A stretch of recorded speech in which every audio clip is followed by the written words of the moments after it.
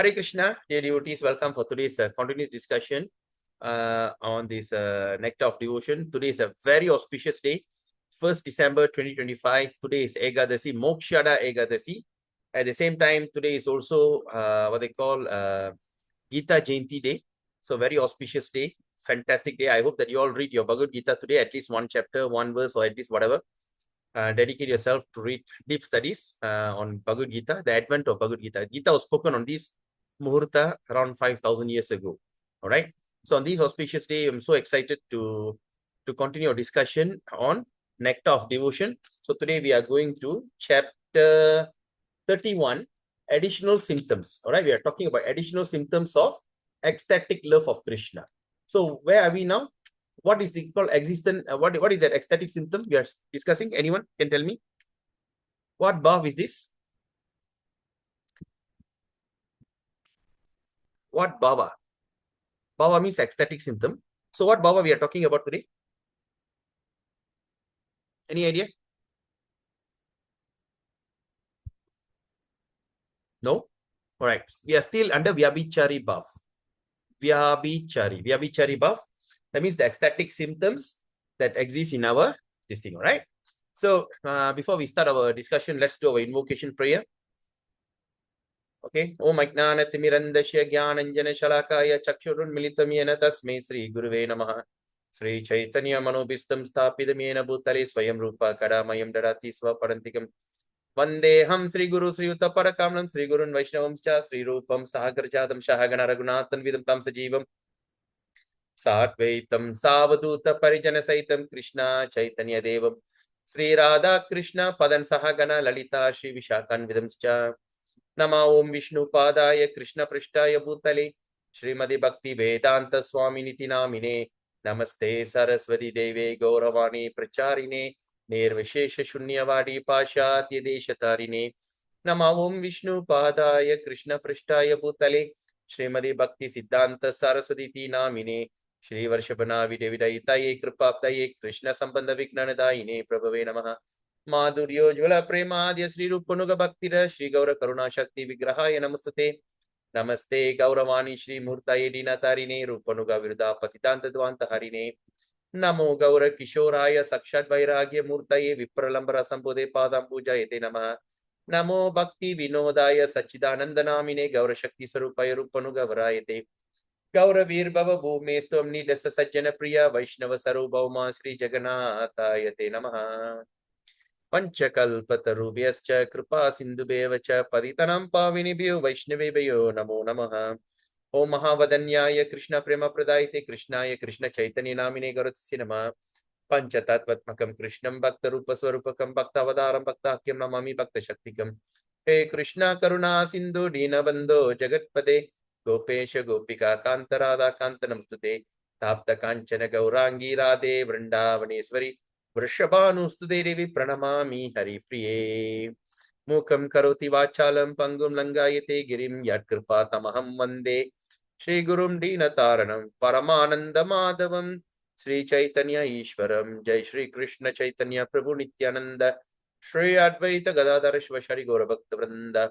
Hare Krishna Krishna Krishna Hare Hare Hare Rama Rama Rama Hare Hare Hare Krishna Krishna Krishna Hare Hare Hare Rama Rama Rama Hare Hare Hare Krishna Krishna Krishna Hare Hare Hare Rama Rama Rama Hare Hare Om Namo Bhagavate Vasudevaya Om Namo Bhagavate Vasudevaya Om Namo Bhagavate Vasudevaya Namo Vishnu Padaya Krishna Prishtaya Bhutale Srimadi Jayapataka Swami Niti Namini Namacharya Padaya Nitai Kripa Pradayine Gaurakata Damadaya Nagaragrama Tarini Hare Krishna.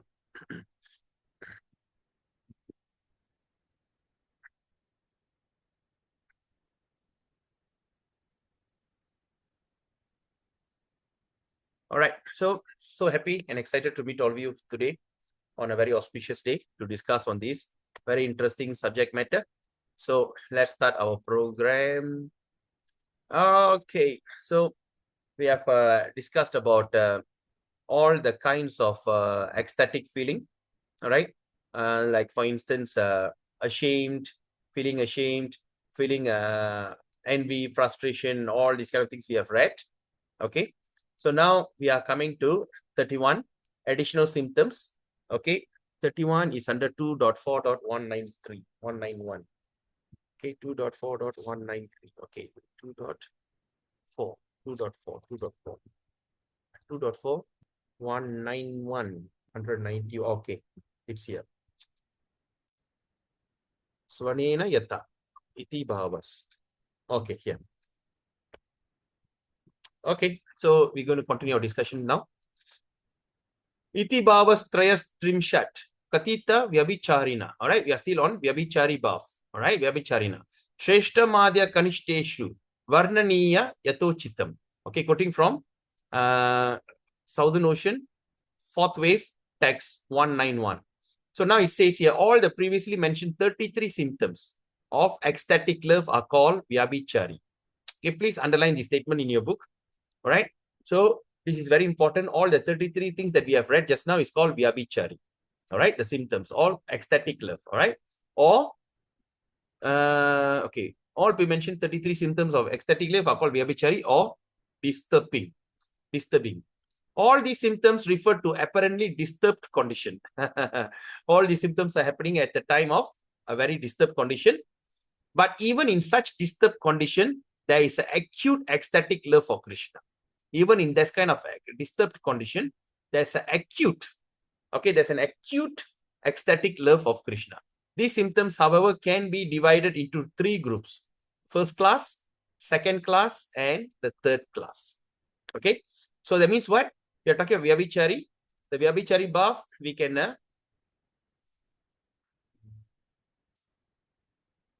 okay, the vyabhichari bhav, which is called disturbing symptoms, all right, or at the disturbed condition, all right, but still it can create ecstatic love for Krishna. However, these symptoms, all right, that means these symptoms of 33 symptoms of disturbed symptoms can be divided into 3 groups. That is first class, second class, and also the third class. All right. So let's look at this. Matsaryodvega, Dambareshya, Dambarshya, Viveko Nirnayastata, Klaibyam Shama, Cha Kutukam, Utkanta, Vinayo Picha, Shangshayo, Dashtyam, Ityadya, Bhavayeshu Pare Picha, Ukteshvantar Bhavantiti, Na Prataktvena Darshita. There are many disturbing symptoms here. Okay, here's mentioning. There are many disturbing symptoms in ecstatic love. Okay, there are so many. Okay, what are they? All right, let's look at this carefully. Such as envy, anxiety, pride, jealousy, coming to the, okay, jealousy, coming to a conclusion. Okay, coming to a conclusion. That means making an assumption, sometimes like coming to a conclusion. Cowardliness, forgiveness, impatience, hankering, regret, doubtfulness, and impudence. All right. These are also included in the 33 condition of ecstatic love. Okay. Srila Rupa Goswami has very nicely analyzed the different kinds of disturbing symptoms. He analyzed. Although it is very difficult to find an exact English equivalent for many Sanskrit words used here. His analysis will now be presented. All right. So now what we're going to discuss now, we're going to discuss, okay, because you know what are we going to discuss, all right? All right, there are these things that we're going to discuss on envy, anxiety, pride, and all these kind of things. These are included in the 33 conditions. Okay, included, all right? And it's very difficult to find an exact English equivalent for many Sanskrit. Analysis will be presented. So what we're going to do here now is we're going to study the extra, that all the things that's inclusive in these symptoms, all right? And we're going to study. That means how is, like what it says is it's very difficult to find exact English equivalent. Okay, you can't find exact English words. So therefore, we will understand it by how we're going to understand it by example. All right. Oh, this is what it meant. All right. Okay, now let's look at this. Tatahi asuyayam tu matsaryam. Trase pi udvega evattu. Dambas Tatva Vahitayam. Ish Irsh Yamarshe Mata Fubau. Viveko Nirnayas Chemau. Daine Klaibyam Shama Dritau. All right. So what is anyone can what is Matsariam? Matsariam. Can anyone what is Matsariam? Any idea? Envy. Envy, correct. So Matsariam means envy. Okay. So now let's look at this. When one becomes malicious upon seeing another person advancement of life, when become malicious. Okay, here we are not talking about jealous. Malicious means something which is cannot be, that means from within. Okay, the burning sense, that means hatred or this kind of this envy. His state of mind is generally called envy. So the word is become malicious. Okay, this is called envy. When one becomes frightened at seeing lightning bolt in the sky, that fearfulness brings anxiety. Okay, now you understand? When one is malicious, it is called envy. When there's a lightning bolt, like there's a thunder, you become frightened. Okay, you become fearfulness, and that fear, and when you see a thunder, you become fright, you become fear. And after that, you start to, the fear start to roll in yourself. And we call that as anxiety. Therefore, fearfulness and anxiety may be taken as one. Okay, can be taken as one. Fearfulness and anxiety can be taken as one concept. One's desire to hide is real mentality. That means one's desire to hide is real mentality. That means I'm hiding. Sometimes we say, you know, I can't understand the guy because he's not revealing. He's keeping it himself. All right. He's hiding his mentality. And this is called as avahita. Avahita. Okay, what is avahita means? Concealment. He conceal the feelings. And a desire to exhibit superiority is called pride. All right. So when a person is not revealing his mind, is concealing, it's very hard to understand that person. Sometimes we also see, right? I can't understand this person, you know. It's not, because once he open his mouth, reveal himself, then you understand. All right. So when the person is not saying anything, all right, in psychologically, these are the person known as what do you call? What symptom is that? Choleric, melancholy, phlegmatic. They are known as phlegmatic. All right. Choleric, sanguine, melancholy, and phlegmatic. Yes, phlegmatic. Or in Tamil, we call as Umasami or Amkani. All right. So phlegmatic. So these are the people who cannot understand that. And it's called avihita or concealment. But at the same time, a desire to exhibit superiority. Want to show off his superiority. You know, who am I? You know, I am this, I am that, superiority. And this is called as pride. Okay. Both of these may be classified under pretension. So, concealment and superiority can come under pretension. Pretension means pretending. Pretending. In a pretentious attitude, both avahita means what? Concealment and pride are to be found. I hope you all are following me. One's inability to tolerate an offense. So when a person cannot tolerate, inability, that means when someone offends, he can't take it. Okay, inability to tolerate an offense committed by another is called as amarsha. Amarsha. That means, and one's inability to tolerate the opulence of others, another, is called jealousy. So that means when a person cannot tolerate the opulence of others, is called jealousy. Yeah, that flow is very rich word. Jealousy. So now we understand what? Yes, Vaishnav Prabhu. Prabhu, you're a bit away from the mic, Prabhu. Sorry, Prabhu. Your voice is not so loud today, Prabhu. Oh, really? Yeah. How about now? I don't know whether it's my ears or whether it's the mic is away, Prabhu. How about others? Am I clear or not clear? He asked the other devotees, Prabhu. You're very clear, but not so loud. Oh, okay. Nandari Mataji and Sudhasitu Mataji, am I clear or not clear? Yeah, I'm clear here, very clear. Oh, very clear. Oh, okay. Okay. Sorry. Prabhu, I think you need. Okay. All right. So now, okay, I come very near to the mic. All right. So that means you understand inability to tolerate an offense is called amarsha. That means very feeling very. Yes, Prabhu. Sorry, I'm just putting my hand down. Oh, okay. So, so that means inability to tolerate offense, or I call amersha, and inability to tolerate other people's opulence is called jealousy. So the other people's opulence, when we can't tolerate, is not envy. Envy is malicious. Envy is very dangerous. But this is just jealousy. Yeah, la, that fellow rich la. He can do whatever he want la. He can give. Sometimes when someone come and give you 10,000 ringgit donation, the person has been glorified. Yeah, he got money la. What to do. So that's called jealousy, right? Okay. So jealousy and amersha both are caused by intolerance. Okay. When we cannot tolerate the people's success, jealousy and amersha, or the one very offended, being very offended, are caused by intolerance. One's ability to establish the correct import of word may be called conclusiveness. All right. That means what? If you have the ability to establish correct import, that means you can understand correct import and you can use the right word to express something.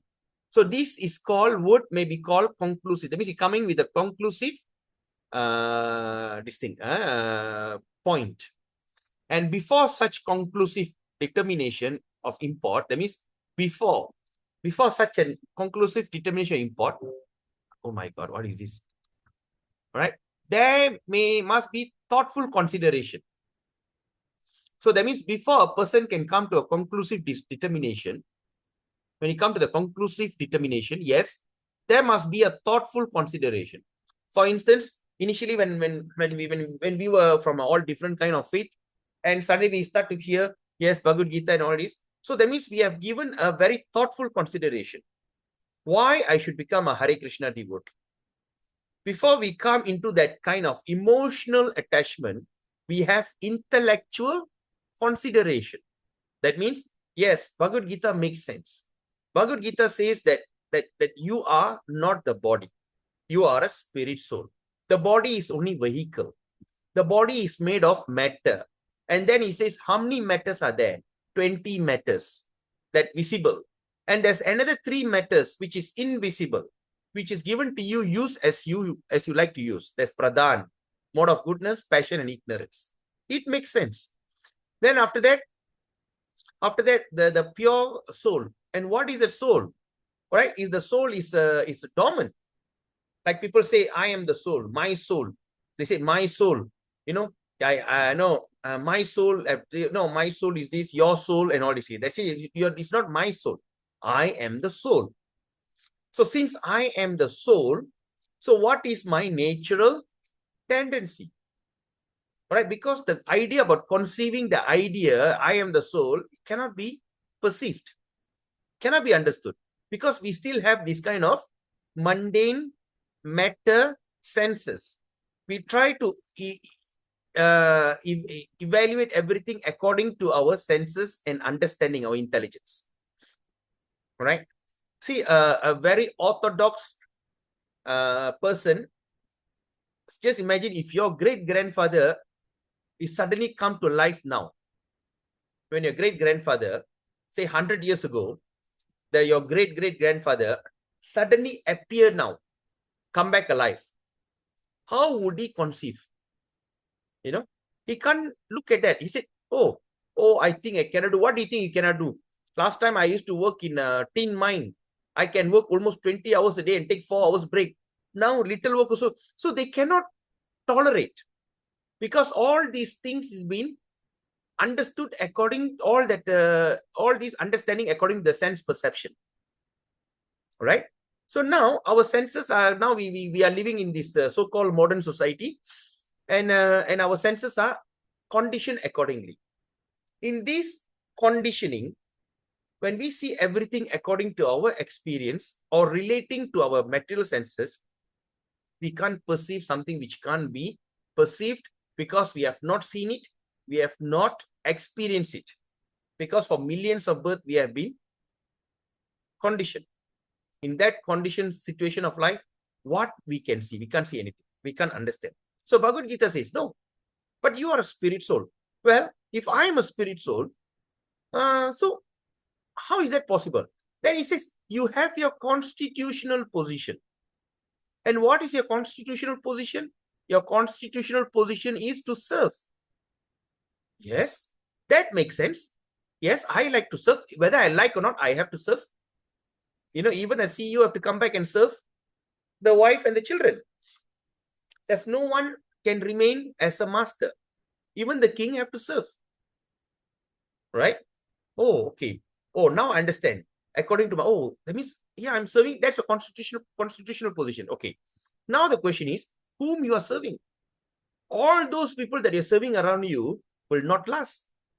All the service that you offer to someone, it's waste of time.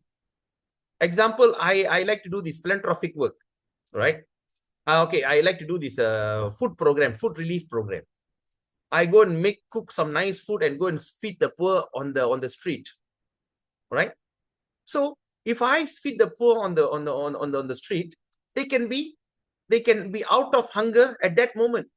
After 1-2 hours later, he will going to remain hungry. Can he go on serving others? So similarly, all that effort that we do in this, according to the material this thing, it doesn't last. It doesn't matter. Okay. So what is your original position? Whom I should serve, because serving is your constitutional position, but whom I should serve accordingly, that I become that my service can remain complete and eternal.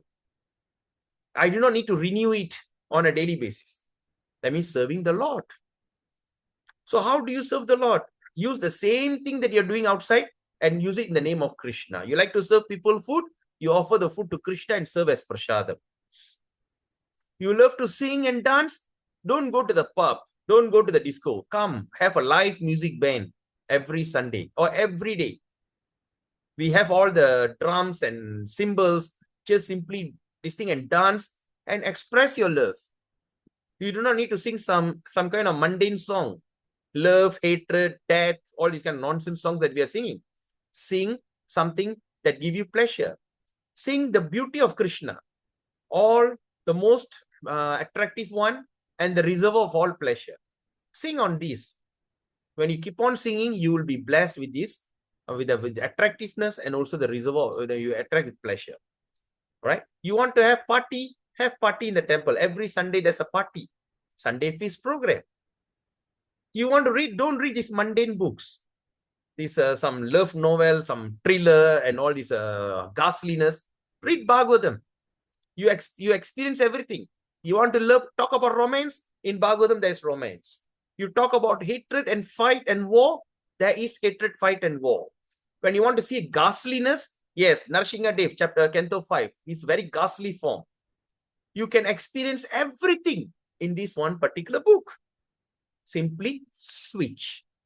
When you switch, you will understand your concept. Then after all this consideration, yes, it makes sense. Then I take up this Krishna conscious way.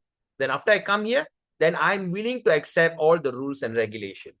If the thing is no consideration, I can't accept all the rules and regulation. Like day before yesterday, Saturday night, I went for one of my wife's side and also my very close friend's birthday party, 60th birthday party in KL. He lives in a very opulent place. 4-story building, such a huge, multi-million. He's African, married to a Malaysian.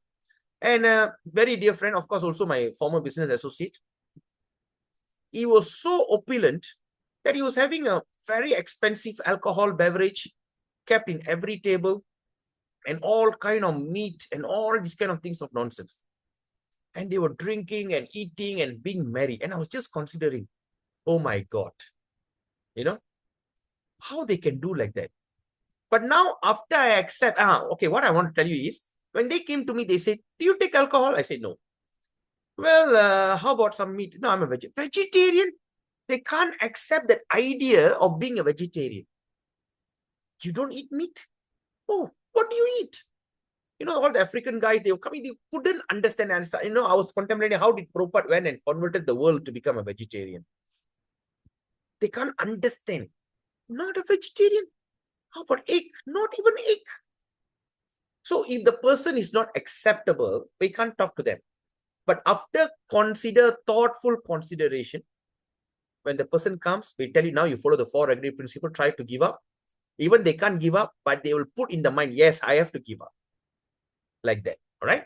So such conclusive determination is come through the thoughtful of consideration. Yes. Therefore, the act of consideration is present during the establishment of a conclusion. So the consideration will come when once the conclusion is established.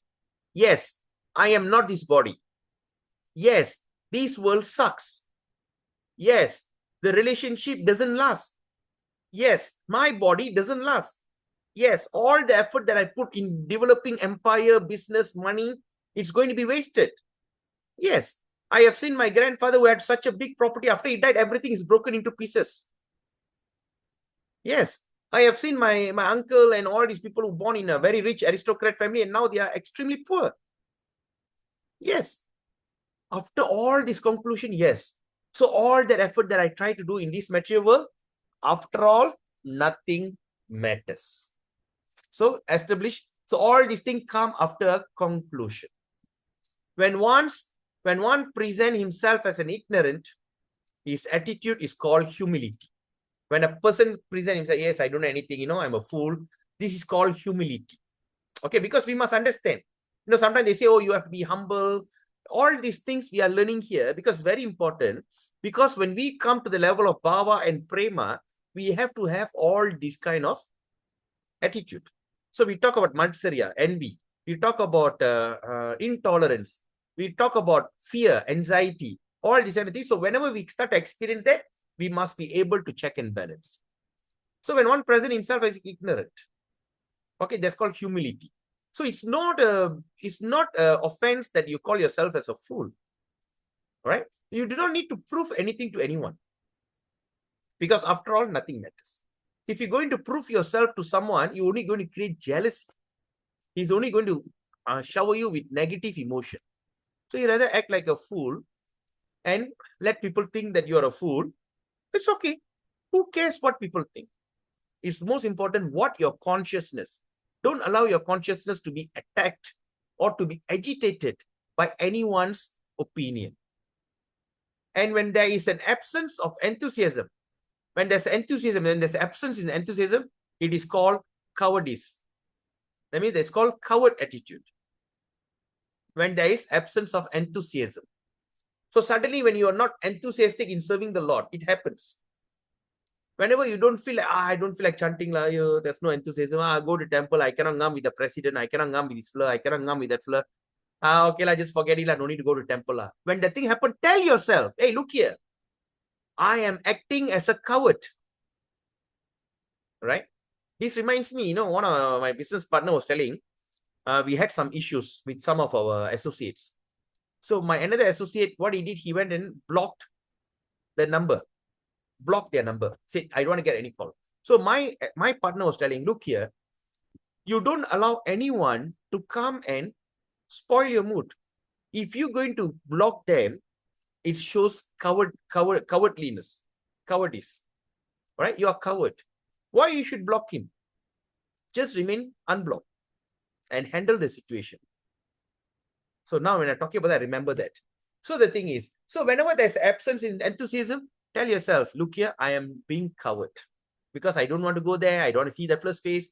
I don't want to act according. I don't want to do this. No. Always be enthusiastic. Hide your cowardice. If there's cowardness, there's enthusiasm, write in your journal. Yes, look here. Today I feel very not enthusiastic. I feel fed up. I feel like giving up. So what does that mean? You are a coward. So I have to do. So now I have to prove myself I'm a brave person. So what should I do now? Okay, now I write in my journal. I do not let anyone to come and disturb me.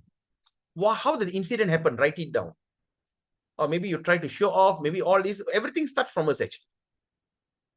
What we do, that's our reaction we get.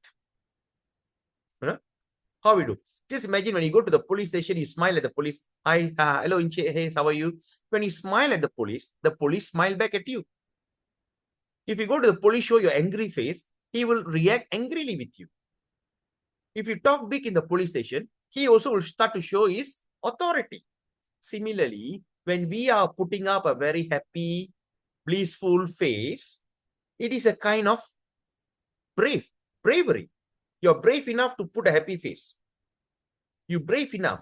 So when you have this, so when you start to show your face as a very enthusiastic, loving person, that's how they're going to react to you. Even a greatest enemy will be dumbfounded and they still regret. Oh, I shouldn't have done that to you.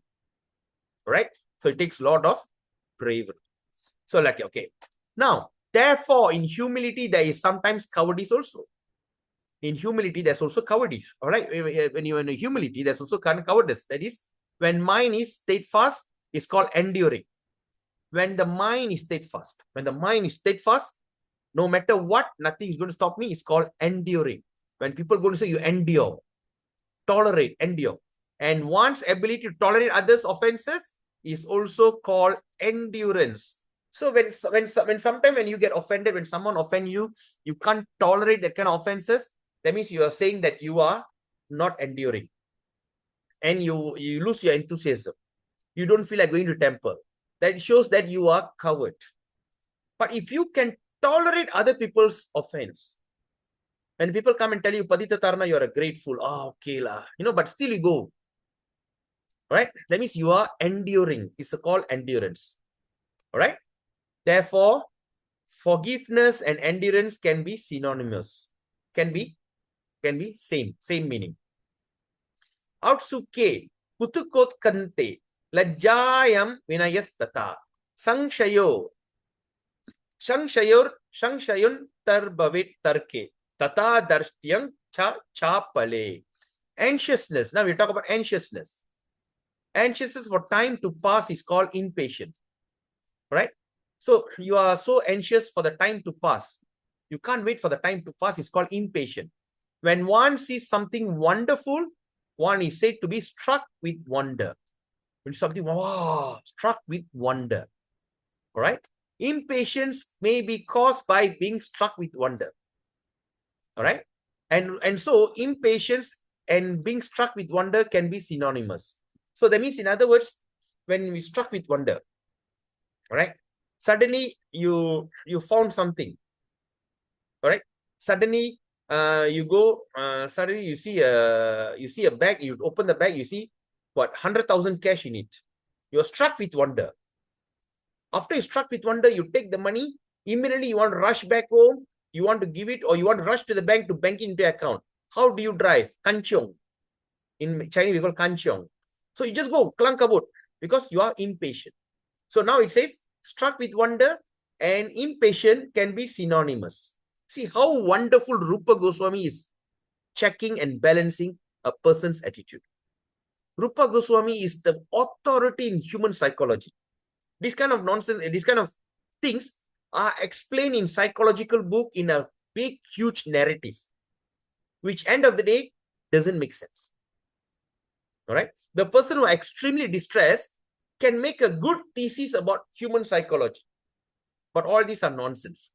But here, see how Rupa Goswami is telling. Struck with wonder and impatience can be synonymous. Wonderful.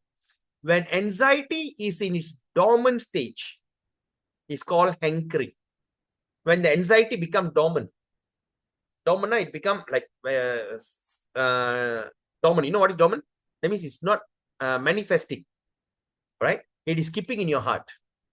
Okay, it's called hankering. Therefore, anxiety and hankering can also be synonymous. Oh, I wish I wish my son do well in the studies. I wish my son is doing that. I wish that, that kind of anxiety. So when that kind of anxiety comes, it comes into hankering. I hope the fellow do that because this is what happened last year when my daughter was doing SPM. There's a lot of anxiety. Oh, how's the result going to look like? What's she going to do and everything? Then after that, you'll be hankering. Then after that, she came up with a terrible result. Not so good result. All right. So at that time, I hope that this thing, where can I look for it? Okay, what are the best universities? I've been looking around. Suddenly my daughter said, look here, pa, I'm going to the STPM. So just we can relate with our own life. So please remember all this. You do not need to memorize. Understand it. If you have any of these negative symptoms, write it down in your journal and try to rectify it. When one becomes regretful for some offense, when a person becomes regret of some offense, his feeling become bashfulness. Bashfulness. Right? Like sometimes this is quite common when a person had a illustrious life. All right, like I myself, and even Vaishnava Kripa Prabhu also have spoke. Once upon a time they had something wonderful, fantastic life. Had a amazing life with so much of money and happiness, enjoyment, this and that. Now, when we think about it, we feel so ashamed. You feel like your chin start burning. Yes or not, Vaishnava Prabhu? Yeah, Prabhu. Some of the things that you have done, I shouldn't have done. I feel so, I have become such an animal before. How could I do that? It's a rooted regret. Right, or not, Prabhu? Yeah, Prabhu. Yeah. And that's called bashfulness. You feel like bashful. That means you feel like your especially your chin start burning. All right. Oh, I can't. Oh, that's why we came out with that's why according to what we studied in Bhakti Loka, what you all did, Prabhu, remember? We went and what we did, what we did, what do you call that? We went and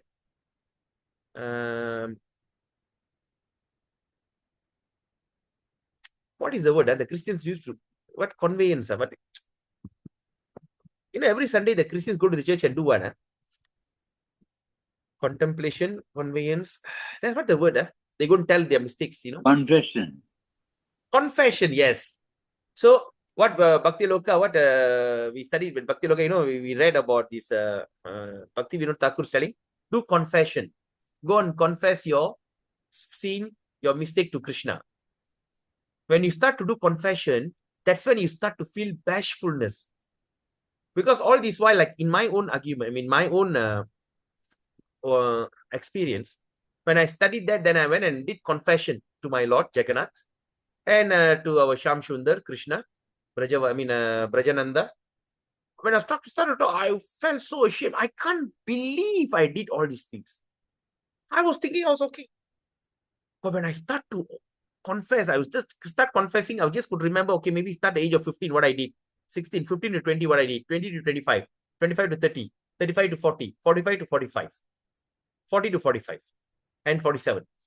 When I start to remember, oh my God, I feel so ashamed. But after confession, did you do confession, Prabhu, Vaishnava Prabhu, to the Lord?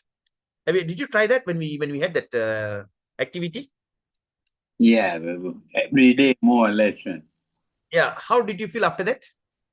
Yeah, you feel you have done terrible things. No, after that, how you felt? After confession, I would say I felt very guilty. Prabhu. Yes. Then? Of Have you course, forgotten? after hearing all the lectures, I feel a bit confident. No, what I'm saying is, after your confession, did you feel better? Much better. Much better, yes. After my own confession, I start to feel very much better. So like Sudha Sindhu Mataji, I think your first time, you never heard that about that. So sometimes confession, go and confess all your sins to Krishna and just say, at that time, you feel much better. All right. So But like you talk to Pran Govind Prabhu, na, Prabhu? yes. You were there and you talked about lamentation. Does the lamentation come also in that Prabhu? Lamentation comes through hankering. I didn't understand. So lamentation comes through hankering, Prabhu, hankering.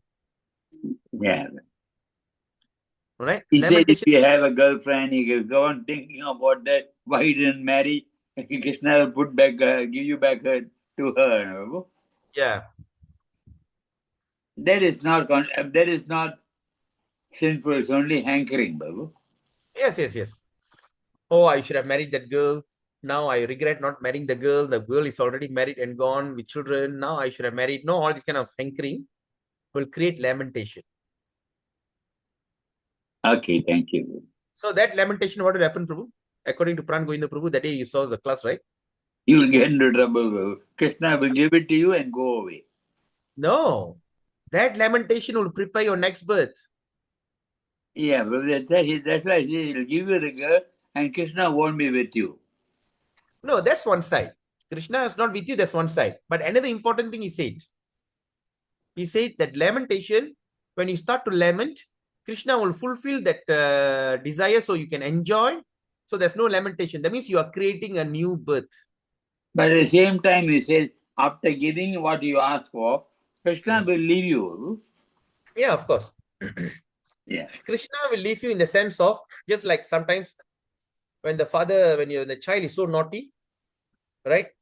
And naughty and say, I want to go to the playground. The father got so naughty, so angry, and just put the child in the playground and walk away. But that doesn't mean the father walk away from the child. It's also a kind of punishment. Yeah. Thank you. You know? Yeah. So Krishna will never leave you forever. But you don't create an environment to Krishna to, because we have already Krishna left us and looking at you to keep waiting at the side. When are you going to come back? Now you're already there. Don't create that environment so Krishna will stand back and look at you and thinking when you're going to come back again. He's going to take another million births. Not worth it. Right?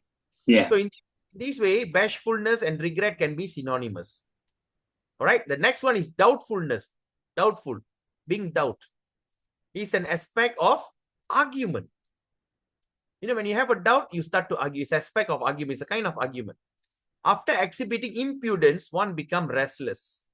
Therefore, restlessness and impudence can be synonymous.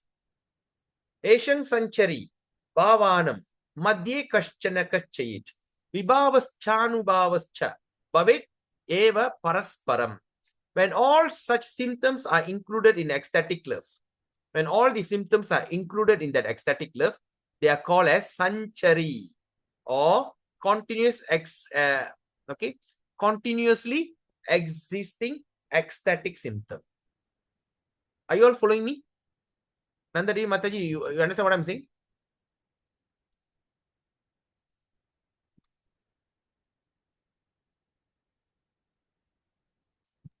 Who's here? Yes, Prabhu. You got the idea? Oh, wait, Prabhu. I missed that portion because I went to do something. Sorry. When such symptoms are included, when all the included in ecstatic love, all right, this is called as sanchari or continuously existing ecstatic symptom. So now we are coming into the Sanchari means continuously existing ecstatic symptoms. Yes. So this is the new bhava we are talking about. We call it as sanchari bhav. Okay. We are discussing just now what bhava? Vyabhichari, right? Vyabhichari bhava. Vyabhichari. Now we are coming into sanchari. Okay. Okay, this is a sanchari bhav that we are starting as another thing. So the vyabhichari bhav is the continuous, the ecstatic love, which also can be on the opposite side. But if the thing is, if this included in ecstatic love, that means symptoms are included in ecstatic love, it's called sanchari. Okay. So sanchari means what? Continuously existing ecstatic symptom. Okay. All right. Because this is going to be the next topic. Because vyabhichari, sanchari, and now there's another. I think there's total of 7 bhava. So we start with vyabhichari, and now we're going to sanchari. All right. Nirvidetu yatirshaya bhavit atra vibhavata ashuyayam punastasya vyaktam uktanubhavata autsukhyam pratichintaya katitatranu nidram prati vibhavatvam evam nyeya parepyami esham cha shatvikanam cha tata nana create karya karana bhavastu nyeya prayena lokata. All right. So now all these things, now we're going to also talk about sattvika bhav. All right. Now let's look at it. All these symptoms are called transcendental. All these things are transcendental. What is it? It's all under sattvika bhav. So all these symptoms are transcendental and they are exhibited in different ways. Acting and interacting under different conditions. They are like the reciprocation of love between the lover and beloved. So all these bhava or sanchari bhav, all these are exhibited in different ways, acting and interacting. All right, under the different condition, and they are just like a reciprocation between lover and beloved. So what we can understand from this is we are going to talk about the lover and beloved, that means Krishna and the gopis, and they're going to exhibit all these different things, acting and interacting under different condition. All right, let's go through this. Nindayastu vyabhavatvam vaivarnyamarshayor matam asuyayam punastasya katitaivanu bhavata. When a person envious or defamed, when a person is envious or defamed, that means he's envious or he has been defamed, that means a defamation. There may be change in the color of the body. These may be classified as vibhava or sub-ecstasy. Okay, we understand this. A person who are envious or defamed, at that time what happened? Their bodily color change. Their face turn black. You can see anger. When a person's defamed, you just drop his face, you don't know what to do. Or when the person become envious, oh, look at the flower, his face turn black. These can be classified as vibhava. What is vibhava means? Sub-ecstasy. You ecstasy, but sub-ecstasy. All right. Praharasya vibhavatvam sammoha pralayau prati augryam pratyanubhavatvam evam nyeye parapyacha. Sometimes illusion, collapse, and strong anxiety. That means what? Collapse, that means illusion, being illusion, collapse, strong anxiety, not ordinary anxiety, strong anxiety also considered as vibhava. What is vibhava again? Vibhava is sub-ecstasy. Okay, now we're talking about vibhava. All right, now when there are many such symptoms, they can simply group together under ecstatic love. So when there are many such symptoms, there's a lot of symptoms, you also can distinguish under ecstatic love. Trasa nidra shamalasya madabid bodha varjinam sancharinam iha kvapi bhavet atyanubhavata.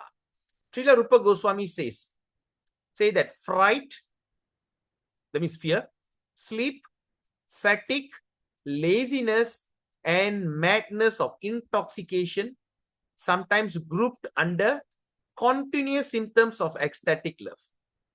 And they are due to a strong attraction. So here we are not talking about our mundane feeling. We are talking about ecstatic feeling.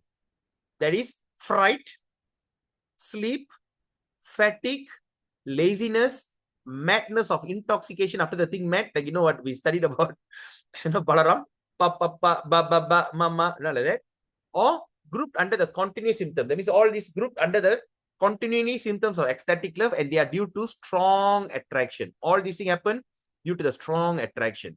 So what attraction is this? It looks like you're going to talk about gopis and Krishna, and Gopi and Krishna with his associates. Sakshat ratirna sambandha sadbistra Sakshat ratirna sambandha shadbistrasadibihi saha syat parasparaya kintu lilanugu natta krite vitarka mati nirveda drittinam smriti harshayo bodha bidanya suptinam vachitrati vibhavata. So false argument, determination, steadiness, remembrance, joyfulness, ignorance, humility, and unconsciousness are different symptoms of ecstatic love, vibhava. Right? It's also different symptoms of ecstatic love. Parantantra, swatantraschetyukta, sancharino dvida. So dvida means sancharino is divided into two. Sancharina bhav is divided into two. Dvida means two. Tatra pratantantra varavarataya prokta paratantra api dvida. Dependence is also grouped under ecstatic love. All right. Dependence, when you depend, is divided into can be divided into superior dependence and inferior dependence. Okay, so dependence, you're depending on others, is divided into one is superior dependence, one is inferior dependence. All right. Tatra varaha sakshat vyavihitas cheti varopi esha vidodita tatra sakshat mukyam eva pratim pushnan sakshat ityabidiyate. The direct differentiation between superior and inferior dependence ascertained by Rupa Goswami and will be presented in due course. So in other words, the direct differentiation, that means direct difference between superior and inferior dependency, okay, are ascertained, that means identified by Rupa Goswami, will be presented in due course, means will be presented soon, not now, soon in the future, as we go on. Yata tanuruhali cha tanusna nirtyam tanoti me nama nishamya tasya apashyato matura mandalam tat vyartena kim hanta drishod dvayena. One devotee exclaimed, "Oh, I cannot see the district of Mathura. I cannot see the district of Mathura. Even though by simply hearing the name of Mathura, the hairs of my body standing up. Simply hearing the word Mathura, all my hair, goosebumps. I cannot see the place. So what is the use of my eyes?" This statement reveals strong anxiety to see a district of Mathura, resulting from strong attachment of Krishna. Are you all following me? You got it? So now we're talking about strong attachment for Krishna creates this kind of anxiety. The anxiety, there's so much of strong attachment to Krishna, they cannot. You say, I cannot see the Mathura, I can't even hear the word Mathura. I feel my body is trembling and I'm going into great anxiety. Okay, just give me a second.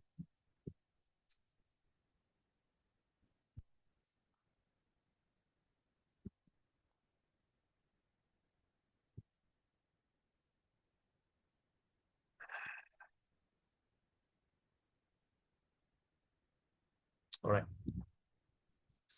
Okay. Ata vyavahita pushnati yo ratin gaunin sa vyavihto mataha. Yata means quoting. Dik astume buja dvandam bhimashya parigopamam. Madhavak shepinam dushtam yat pinasti na chedipam. There's another instance, the strong attachment. Now you talk about another instance of strong attachment for Krishna expressed by Bhima. When he began to murmur, that means like mumbling. All right, he says, my arms are just like a thunderbolt. My arms just like a thunderbolt. But despite these arms, I could not smash Shishupala. Shishupala was offending Krishna. He said, my hands like that, I cannot smash Shishupala when he was blaspheming Krishna. Therefore, what are the use of these strong arms? What is the use?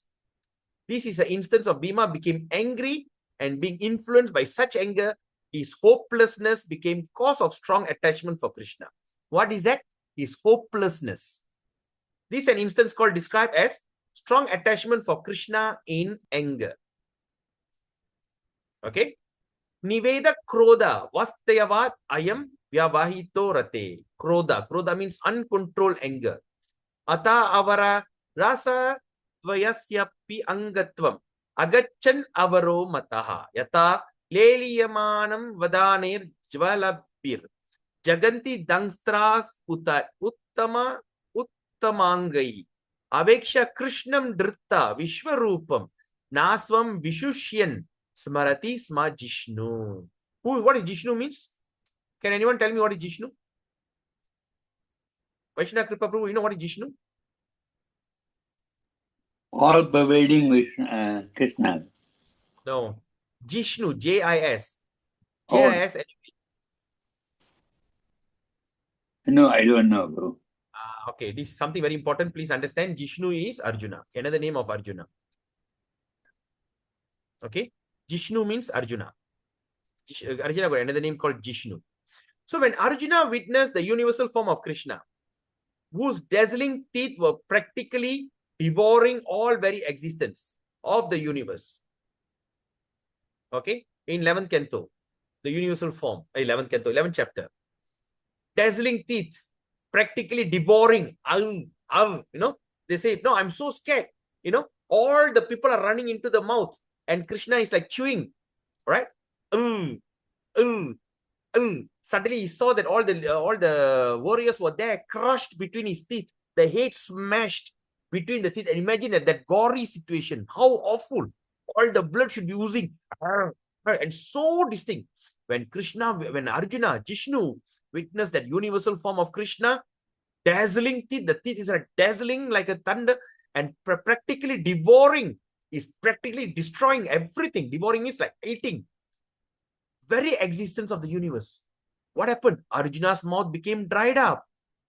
At that time, Arjuna forgot himself and could not understand that he was Arjuna, who is Krishna's friend.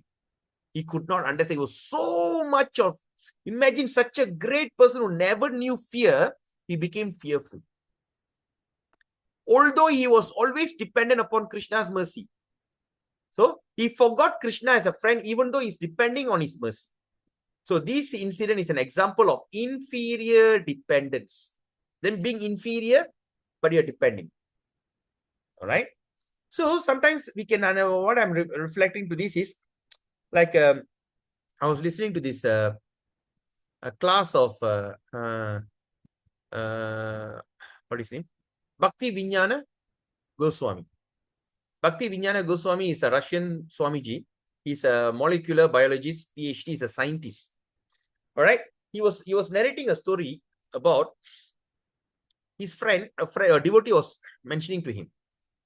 He was an able swimmer and he was swimming in Ganga. Swimming in Ganga. So while he was swimming in Ganga, suddenly a strong current pulled him down and he was almost to drown. He almost to die. And somehow he was saved and escaped, came out, and he was telling Maharaj. He said, Maharaj, at that moment that I was almost to drown and I was almost near death experience, what actually came to my mind? Say, what? He came, the thing came into his mind is, what they call? Detergent powder. Detergent powder came to his mind. At the time, he was almost to die. Detergent powder. And he says, oh, why? He said, he watched one, but the advertisement in India is so attractive. There's one particular detergent advertisement stuck in his mind. At that moment that he was almost to die, the thought that came to him was detergent powder. And that's very scary. That's why we should not watch TV at all costs. Something can strike us. Something, the advertisement technology, the psychology is, within 2 minutes, they can just simply attract you and just take the money out from your pocket to go and purchase the thing. Within the 2 minutes, they have to do all these kind of things. The words, the sings, and apsaras, some girls in skimpy dress will be dancing, showing off this and that to attract people to purchase the product. Right? Some or other. All right? So that's very dangerous. So now, when you're talking about this, remember that. So even though at that moment, what happened? He came out of that. So that means, can he die being a non-Krishna conscious devotee? No. Even he was thinking about that detergent powder, maybe at the time, say if he leaves the body. But he identified himself as the devotee of Krishna. All right? So there's an inferior. So this is a thing. So all these things to be understood. So, but better don't take risk.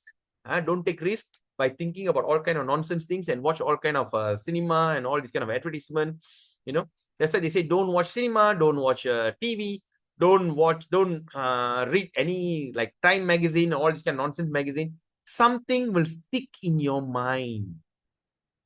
And that impression will manifest at the time of death. So rather be fully Krishna conscious. Gora kriyadi anubhavat. Achadya sahajam ratim. Durvara virabut pitir. Mohoyam bi vashashtataha. Sometimes ghastly activities also support strong ecstatic love for Krishna. sometimes ghastly activities.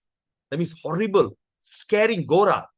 Gora means what? Ghastly, right? Gora, horrible. You know, in Tamil we call Kora, Kora Vibhattu. Kora Vibhattu. Kora Vibhattu means what? Horrible accident. All right. Kora. That means Kora. Kora means horrible. Horrible activities. All right. The state of mind is called ecstatic fearfulness under the illusion. That means this is the state of mind where is ecstatic fear under the state of illusion. Okay. Kora Vibhattu, Kora Atma, you know, sometimes you go there. Kora Kachi. Kora Kachi means horrible sight, horrible Kora Unarchi, horrible feeling. So Kora means in Tamil, translated direct Tamil is horrible. In English, of course, ghastly, horrible, horrifying, ghastly, right? Ata swatantraha sadaiva paratantrepi kvachit esham swatantrata bhupala sevakashyeva pravrittasya karagrahe bhavajnai rati shunyascha rati anushparshanastata rati gandhischa te treda swatantra parikirtitaha tatra rati shunyaha janeshu rati shunyeshu rati shunya bhavit asau yata Sri Dasame, quoting from Bhagavatam, dik janma nastri vrit yat tat dik pratam dik bahujnatam dik kulam dik kriya diksham vimukha ye tvaduk saje atra swatantro nirveda. In 10th canto, 3rd chapter, okay, Srimad Bhagavatam, there is a following statement by the Brahmanas, where 10th canto, 23rd chapter, verse 40. They were performing sacrifice. So we have read this also before. We have all been born into the 3 advantageous conditions. The Brahmanas thought, okay, they were saying that we are all born from a 3 advantage condition. That means we are in high Brahmana family, first advantage. Secondly, we have ceremoniously received the sacred thread. That means they have accepted Brahmana. And number 3, we are also properly initiated by a spiritual master. 3 advantages. But alas, in spite of all these advantages, we are condemned. So now we think ourselves. Now, while talking this, you'll be wondering, I never born in a high-class Brahmana family. Right? Maybe the thought might have come to you because the thought came to me. I didn't born from a very high-class Brahmana family. Right? And I have not even received ceremonial because I'm not a Brahmin initiate. Vaishnava Kripa Prabhu is Brahmin. Right? Then, after that, but of course, I've got initiated from a spiritual master. Properly initiated by a spiritual master. Okay? By what it is. But now, here, the Brahmana is saying, I have these 3 advantages. But yet, I am condemned. Why? Even our observance of brahmacharya is condemned. That means they were practicing celibate. That's also condemned. So the Brahmanas thus begin to condemn their own activities. Why? Because they realize that in spite of being so elevated by birth, education, and culture, they still were under the spell of illusory energy. So now what energy is this now? They are under which type of illusory energy? Can anyone tell me? So now they said we are still under the spell of illusory energy. Now the question is, what illusory energy is this? Under Pradhan, 3 mode of material nature. Anyone? Vaishnava Prabhu, what do you think?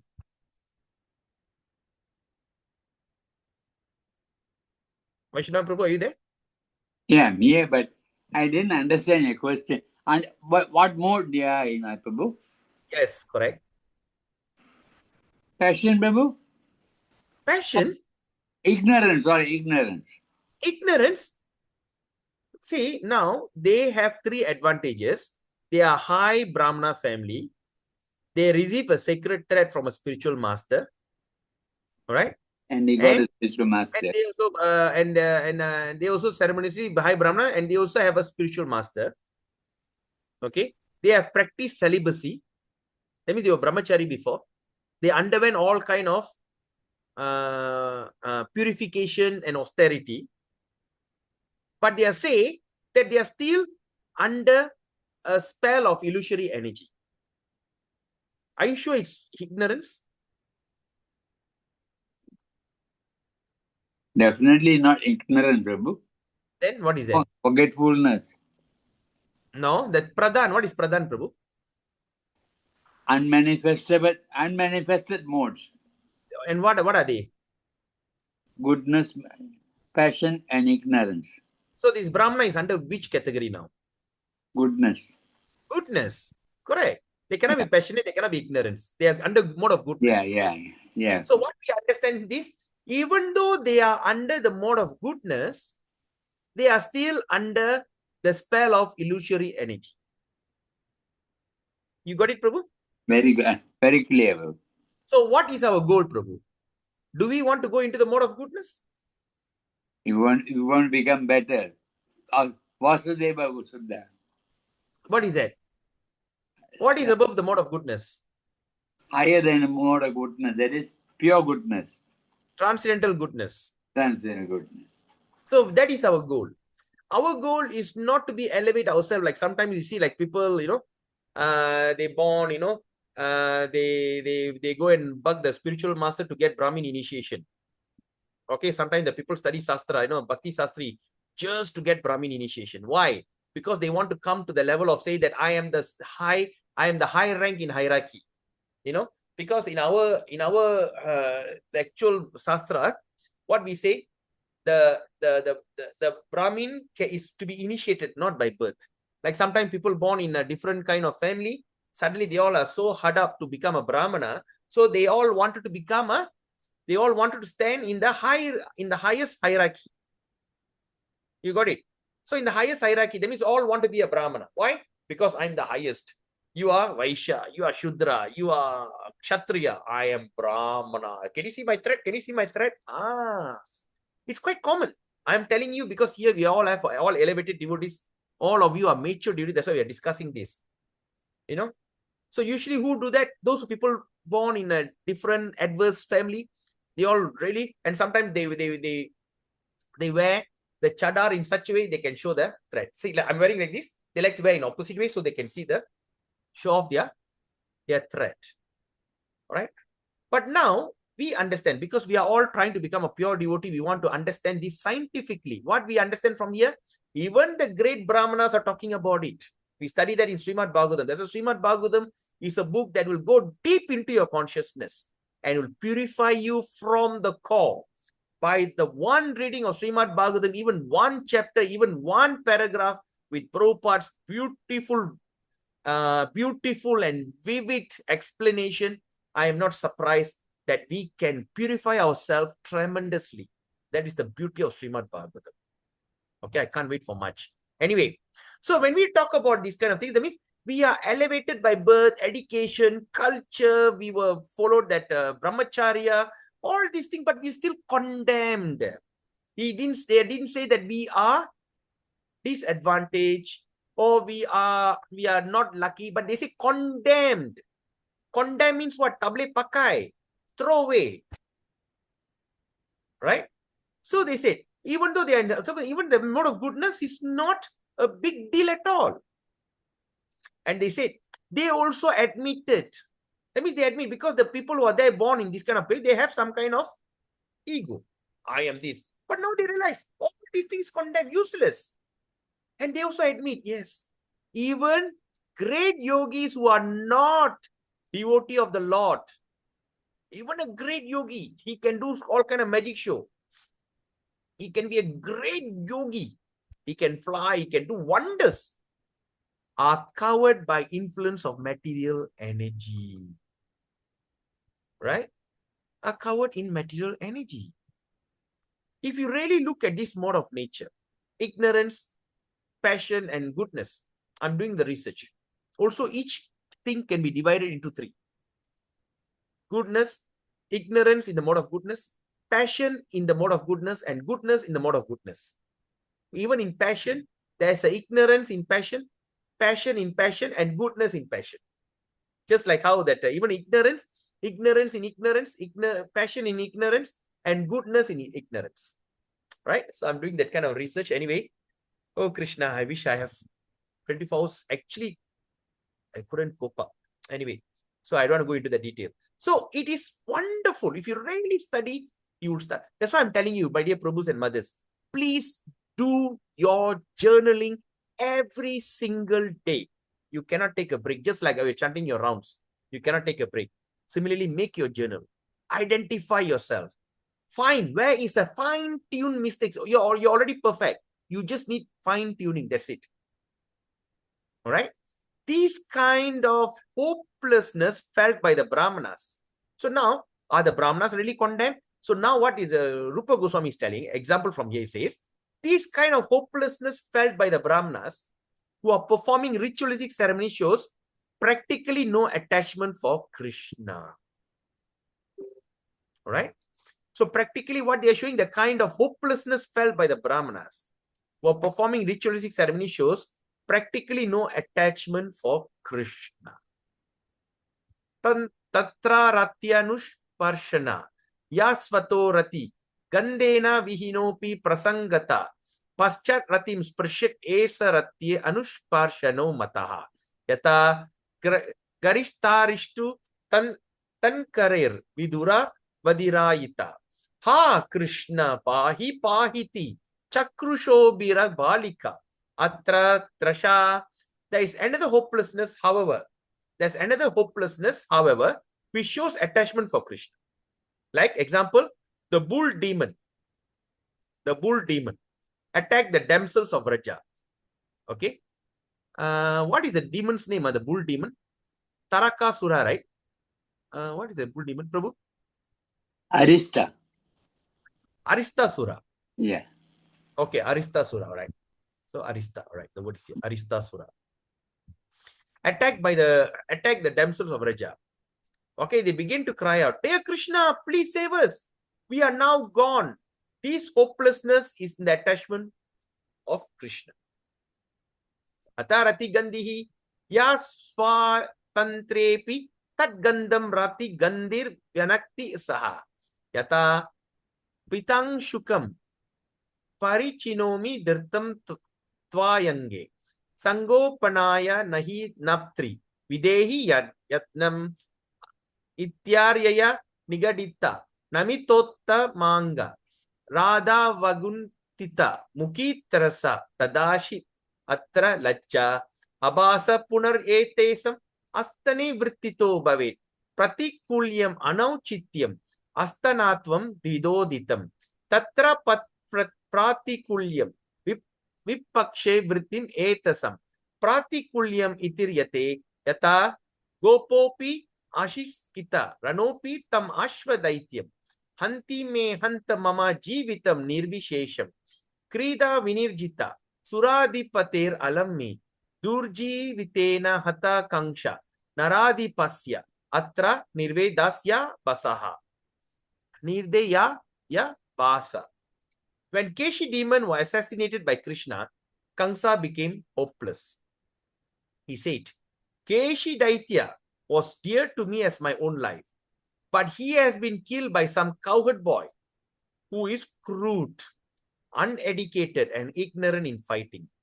Even though I have defeated the king of heaven without difficulty, that means Kamsa have defeated Indra, still I do not know the value of life. Because this hopelessness, a slight touch of attraction for Krishna, it is considered to be reflection of ecstatic love in hopelessness. So even though Kamsa was lamenting, even though there's hopelessness when Keshi demon was killed, but that hopelessness, still there's a link of Krishna, there's also kind of ecstatic love in hopelessness. Right? Yata va Dundabo Jalacharasa Kaliyo Goshtabu Brit Aprilostra Sodara Tatra Karma Kim Ivad Bhutam Jane Yena Murka Jagadisha Teryate Atrasu Yayaha Kamsa was only rebuked Akrura. Once rebuked Akrura by saying, Kamsa rebuked him. You are such a fool that you are accepting the cowherd boy as the supreme personality of Godhead because he has defeated some harmless water snake. He's telling because he killed some harmless water snake, you are distinct, Kalya. The boy may be lifted one pebble of called Gordhan. Kamsa is telling that Gordhan is like one pebble. But what is more surprising that your statement that this boy is personality of Godhead. He comes to you, he just carry one pebble, you're calling him as Krishna, God. This is an instance of maliciously opposing element. Malicious, envy. Okay, caused by hopelessness in ecstatic love of Krishna. Okay. Atta anauchityam, asatyatvam, ayogatvam, anauchityam, dvida bhavet, apranini bhavet adyaha, triyak adishu chantimam. Atra apranini yata chaya nan yasya sakrit apya apyupase vitabut. Krishnena hanta mama tasya tik astu janma. Matvam kadamba viduro bhava kaliyahim mardnan karishyati harish charitar tatam te. Atra nirve dasya. One devotee tried to console Kadamba tree. Console what? Kadamba tree. When the tree was lamenting because Krishna had not touched even its shadow. The devotee said, my dear Kadamba tree, do not be worried. Just after defeating the Kaliya snake in the river Yamuna, Krishna will come and satisfy your desire. This is an instance of inappropriate hopelessness in ecstatic love of Krishna. Inappropriate. So now you can ask, tree is talking? Yes. In Goloka, everything has consciousness, full-blown consciousness. Right?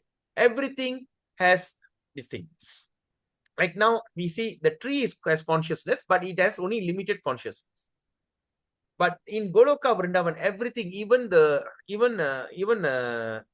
do you call? Even what do you call it? Even the pebbles, even the Chintamani stone. In Goloka, all the land is made of Chintamani, touchstone. Chintamani pragara satmasu kalpa vriksha laksha vritesu surabir abhipalayantam lakshmi sahasa sadasa brahma sevamana govindamadi purusham tamaham bhajami. Everything has full consciousness. But even the tree, Kadamba tree is lamenting. Krishna is not touching me, not even my shadow. All right. So this is an example. Okay, all this we study as we go on. Tirase yata adirohatu ka pakshi kaksham aparo mamadya medasya hitvapi tatrakshya paksham bhajati paksham harir yasya atra garvasya garva. Garva means what? Ego. Now we are talking about garva, ego. Garuda, the eagle, the carrier of Vishnu, once said, who can be more pure than I? He said, where is the second bird like me? So able and competent. Then he says, Krishna may not like me. He may not wish to join my party, but still he has to take advantage of my wings. He said, you don't like me, but still have to take of me. These are instances of hopelessness in neutral mood, in ecstatic love. Vahamaneshvapi, sadanyana vinyana madurim, kadambadishu samanya dristyaba sattvam uchyate, bhavanam kvachit utpati, sandishabalya, shantaya, dashachattas, chatasra etasam, utpati stvi iha sambhava. Alright, these symptoms of ecstatic love are sometimes grouped under 4 headings. Okay, that means this kind of ecstatic love sometimes group under the 4 heading, four topic, namely generation, conjunction, aggregation, and satisfaction. Okay, now let's see where are we.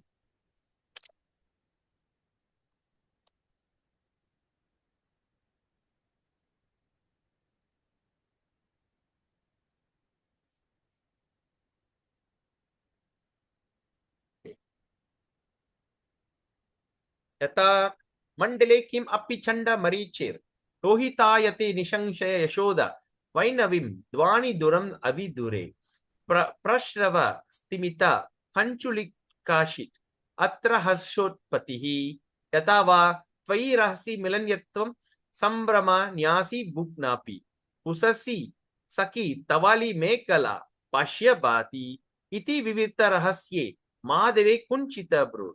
Bhajana Rahasya Madhave. Okay. Drishyam Anirju Kiranti Radhika Va Punatu Atra Suyotpatihi. Krishna once told Radharani, he said, my dear friend, when you try to meet me alone in the morning, your friend Meghala remain hungry with envy. You know, your friend Meghala, wow, nice. Meghala remain hungry with envy. Just look at her. When Krishna was joking with Radharani in this way, Radharani moved her beautiful eyebrows crossly. Rupa Goswami prays that everyone may be blessed with this movement of Srimati's Radharani's eyebrow. This is an instance of generation malice in ecstatic love of Krishna. That means what? The what they call Radharani start to show some kind of envy, malice. Right? He says, when Meghala is remaining hungry with envy. So what happened? So Radharani moved his eyebrow crossly. How? The eyebrow. You know the eyebrow when the girls become angry, you know the eyebrow? Try to meditate in that. And Radharani, and Rupa Goswami says that prays that everyone may be blessed with the movement of Srimati's Radharani's eyebrow. Hari bol. Ata sandhihi. Sarupayor binnayor va sandhihi syat bhavayor murtihi. Tatra sarupayo sandhihi. Sandhihi sarupayos tatra binna hetu tayor mataha. Yata rakshashim nishanti. Gokulesha grini patitangim. Tata tat kucho pari sutam cha hasantam. Hanta nischala tanu shanam asit. Atra nishteshta. Samvikshaktritayor jadayor yutihi. One night, after Putana demon had been killed, baby Krishna could be seen playing upon her breast. Upon seeing these, Yashoda became stunned for some time. So this is an example of conjunction with various symptoms of ecstatic love. The conjunction can be auspicious or inauspicious. Thus, that the Putana demon had been killed was auspicious, but Krishna was playing on a breast of the dead at night with no one to help him in case of trouble was inauspicious. Yashoda was caught between auspiciousness and inauspiciousness. Atta binnayor hetu naikena binne api apyu pajatayo. Atta eka hetu jayo yata durvaracha paloyam dvanantar bahischa goshtaya shishur akuttaschit viti dinoti hirdayam dunoti chame tatra harsha sankayo. That means after Krishna had just learned to walk, after Krishna just learned to walk, he was a baby, he was going in and out of the house very frequently. Yashoda became surprised and said, this child is too restless and cannot be controlled. He is incessantly going about the neighborhood of Gokula. What is Gokula? Vrindavan. Gokula means the Vrindavan in this planet is called Gokula. The place Krishna lives in spiritual world is called as Goloka. All right, remember that. This is Gokula. And then he is coming back inside the house. I see that the child is very fearless. But in spite of his fearlessness, I am becoming more and more afraid of his falling into some danger. This again an instance of conjunction of two opposing elements. All right, first thing is the child was fearless. By the same time, Yashoda became fearful of some danger. Conjunction, two different moods combined. Here, danger is the cause and Yashoda feeling are the conjunction of two opposing symptoms. In other words, Yashoda was feeling both happiness and doubt of growing fear. Tatra binna hetu jayo yataha vilashantam avekshya devaki sutam utpula vilochanam puraha prabalam api malla mandalim imam ushnam cha jalam drishyordade atra harsha vishadayo sandhihi. When Devaki, the mother of Krishna, saw a son very jubilant in the presence of wrestler. Now who sing? Devaki. Where Devaki see Krishna? in the presence of wrestler. Because when Krishna was born, he was sent to Yashoda. Yashoda was having a pastime with Krishna until age of 15, 14. After he went left to Dwaraka, then Devaki was having a good time with Krishna. Okay. In the concerns arena, two kinds of fear start to suddenly gliding down in a cheek. Two kinds of fear start to appear. Sometimes the tears were warm, sometimes the tear was cold. This is an instance of conjunction of jubilant and lamentation due to different cause of ecstatic love. They say when the tears are coming out hot, there's lamentation, pain in the heart. When the tears are coming out cold, it is a symptoms of ecstatic. Ananda Kannir. Ekena Jayamananam. Anekena cha hetuna bahunam api bhavanam sandhihi sputam avikshati tatra eka hetu janam yataha niruda kalindi tata bhuvi mukundena balina tatat antasmeram taralatara tarojwala kalam abhivaktya aruna kutila panga shushamam drishyam nashyanti asmin jayati vrishabano kulo manihi atra harshau taksha garva marsha su yanam sandhihi. When Srimati Radharani was standing in the bank of the Yamuna river in the forest of Vrindavan, she was attacked by Krishna, who was stronger than she. Although she externally expressed disturbed mood from the incident, within herself, she was smiling and feeling great satisfaction. Externally, she moved her eyebrows externally and made some show of rejecting Krishna. In this mood, Radharani looked very beautiful and Srila Rupa Goswami glorifies her beauty. This is an instance of exhibiting varying feelings and ecstatic love, although the cause of one only Krishna. All right. Sometimes when we have some kind of loving relationship, this is quite common. You know, when your wife doesn't want to come near you, you just drag her and give her a hug. Or sometimes it happens, you know, whenever I go and hug my mother, you know, my mother is 75-year-old. Sometimes I just go, hey, mommy, I just go and hug her. She say, don't come here, but I can see a happy smile. All right. They say, don't come here, but inside they are very satisfied. So that is an example. Okay. Now, aneka hetu janam yata parihita harihara viksharada savitrim nikata bhuvi tatagre tarka vaksmera patmam harim api daradure swaminam tatra chasin mahasi vinati chakvakra parashpura mlana vaktra latra lajja marsha arsha vishadanam sandhihi. Sometimes there was a great festival in the house of Nanda Maharaj, and all the inhabitants of Vrindavan would assemble for a great festival. During such one festival, Srimati Radharani was seen wearing a golden necklace given by a friend, given her by Krishna. This was immediately detected by Mother Yashoda as well as Radharani's mother. Okay, Yashoda and Mother Radharani, they detected because the necklace was too long for Radharani's neck. That means Radharani is still a young girl and put a necklace which is so long. At the same time, Radharani could see Krishna nearby as well as her own husband Abhimanyu. So all these things combined make Radharani feel very much ashamed. Can you imagine your husband and the boyfriend at the same place?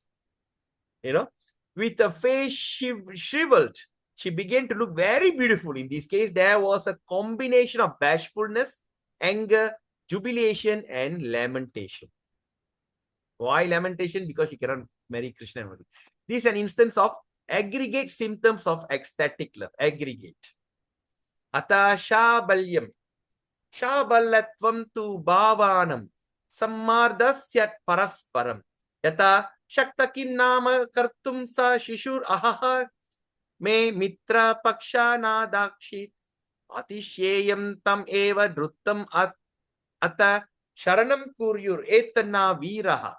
Ang divya malla goshti viharati sa kare no dattaradri varyam puryam adyeva gatva vraja bhuvi kadanam ha hatha kampate dihi atra garva vishada dainyam mati smrti shanka marsha trashanam savalyam. Kamsa once said, what harm can this boy do to me? He has no power. The next moment, Kamsa was informed that all the friends has been killed by the boy. Then Kamsa began to think perplexedly. Shall I go immediately and surrender unto him? He thought that. Shall I just go surrender unto him? But how can this great warrior do this? How can a great warrior? I'm a warrior. How can I do this? The next moment he thought, why should I be afraid of him? There are still so many wrestlers standing support me. But the next moment he began to consider, the boy is certainly not common because he has lifted Govardhan Hill with his left hand. He thought that. So what can I do in this connection? Let me go to Vrindavan and inflict pains on the residents there. I rather go there and put pain on them. But still I cannot even go out because my heart is trembling out of fear. And from this boy, these condition of Kamsa's mind revealed that instance of pride, lamentation, humility, determination, remembrance, doubtfulness, anger, and at last fear. Actually, 8 different symptoms comprise of mental condition of Kamsa. This is another instance of aggregate symptoms of hopelessness, ecstatic love. Okay. How far are we here? Can we finish it by today? This verse, this chapter. One householder devotee.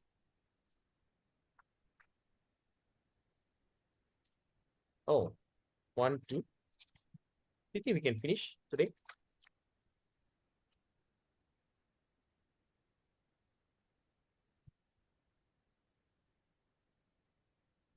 Oh, this is very interesting. Okay.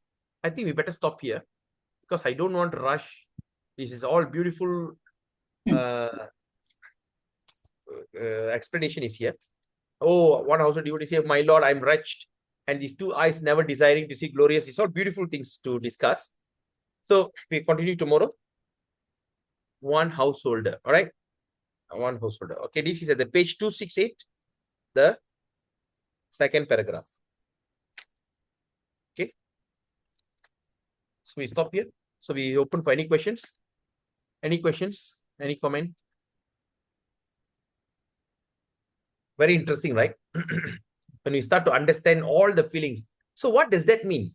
That's why we call this Krishna consciousness is a scientific movement, because everything is well explained and well narrated and can be understood. What are the symptoms? Combination. Like that, we can just simply go on combining this thing for years. But now, Rupa Goswami only identifying, when you really look at this, where he's identifying, he's talking about Krishna's pastime as a baby, as Mother Yasoda, all the Putanas and all the demons, Kamsa, Gopis, and Radharani. Only 6, right? Anyone else? No one. Why? And all these things are within the pastimes of Vrindavan. Because only Krishna worship and understanding Krishna can bring us from Vyabhichari Bhav to Sanchari Bhav, and slowly we can come to Prema Bhav. Okay. Yes, Prabhu, Vaishnava Prabhu, you want to say something? All right. There's no question. We end the session today. We continue tomorrow morning at 9 o'clock and 9:15. And today is Gita Jayanti. Please study Bhagavad Gita. Okay. At least one chapter, one this thing, or try to study, deep study any of this thing. Okay. I wish I can do it today. But in our temple, we are having a festival. You know, they are reciting Gita. I have to be there. Right. So see you. Happy Gita Jayanti and Mokshada Ekadasi. And I'm so grateful to all of you for joining today and giving a fantastic, feeling. We have ecstatic feeling. We have jubilant, all kind of, just what are the feelings that you are feeling, you can identify. All right. So till then, have a beautiful day. Vancha kalpatarubhyascha kripa sindhubhyacha paditaram pavanebhyo vaishnavibhyo namo namah. Srila Prabhupada ki jai, Srila Rupa Goswami ki jai. All glories to all assembled. Hare Krishna. Have a nice day.